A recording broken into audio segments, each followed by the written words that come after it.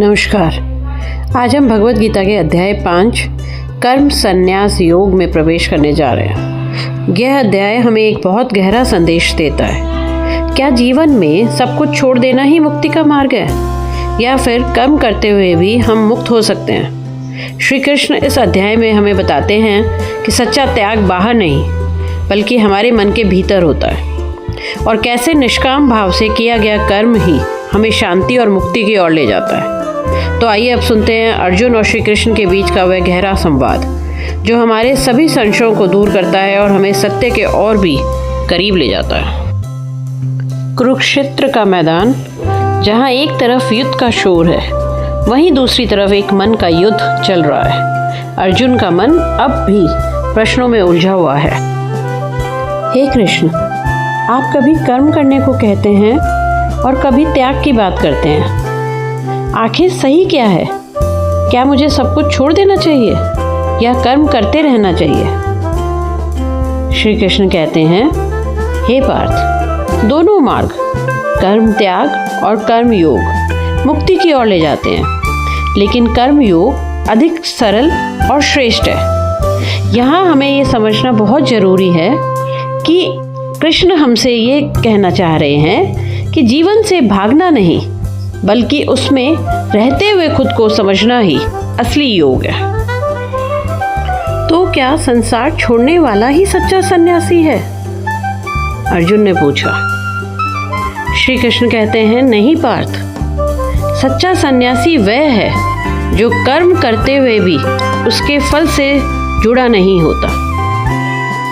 यहाँ श्री कृष्ण के कहने का मतलब है कि काम करना बंधन नहीं है, काम से जुड़ जाना बंधन है, उससे जुड़ाव होना बंधन है। अर्जुन कहते हैं, लेकिन मैं कर्म करूं और बंधू नहीं, ये कैसे संभव है? श्री कृष्ण समझाते हैं, जब तुम समझ जाओगे कि प्रकृति अपने गुणों से सब कुछ कर रही है और तुम केवल साक्षी हो, तब तुम कर्म करते हुए भी मुक्त रहोगे। ये हमारे लिए एक बहुत ही ज़रूरी सीख है आज के लिए कि हम सबको ये एक अहंकार है कि मैं कर रहा हूँ, और यही अहंकार बंधन है। जब ये टूटता है तभी मुक्ति शुरू होती है। आगे श्री कृष्ण कहते हैं, ज्ञानी व्यक्ति हर प्राणी में एक ही आत्मा को देखता है, न कोई ऊंच और न कोई नीच। जब नज़र बदलती है तो दुनिया अपने आप बदल जाती है। अर्जुन के मन में अभी और प्रश्न थे। वे कहते हैं, हे माधव, शांति कैसे मिलेगी? श्री कृष्ण ने बड़ी ही खूबसूरत तरीके से समझाया। कहते हैं कि जो व्यक्ति अपने भीतर सुख खोजता है, जो इंद्रियों के बाहर नहीं भटकता, वही सच्चा योगी है और वही शांति को प्राप्त करता है। हमें इसे समझना होगा कि बाहर का सुख हमेशा बदलता है, लेकिन मन के अंदर की शांति स्थायी होती है। अंत में श्री कृष्ण कहते हैं, जो मुझे सबका स्वामी, सबका सच्चा मित्र और हर कर्म का भोक्ता मानता है, वह सच्ची शांति को प्राप्त करता है।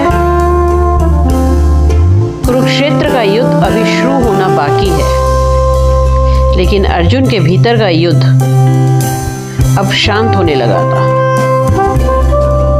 अंत में मैं बस इतना कहूंगी कि कर्म करो, लेकिन बिना आसक्ति के।